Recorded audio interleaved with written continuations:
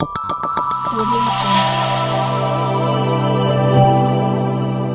Jungle.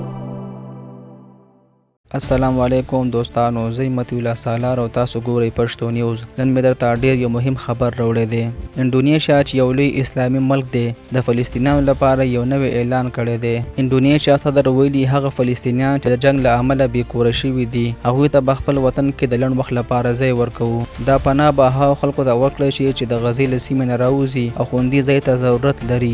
انډونیشیا دا ګام د انساني خواخوږۍ لپاره پورته کړی او ویلي دي چې فلسطینیان زموږ ګرونه دوی هغوی ته به ځای ورکوو او مدد به ورسره کوو. خدای پاک دې دا کار د نورو اسلامي ملکونو لپاره هم یوه نمونه وګرځوي چې د فلسطین مظلوم ولس سره ودرېږي. نو ګرانو دوستانو، دا و د نن ورځې مهم خبرونه. که تاسو غواړئ چې روزانه د نوي خبرونو څخه ځان خبر کړئ، نو زموږ چینل در سره سبسکرایب کړئ. تر بلې ویډیو پورې د لوی الله په امان.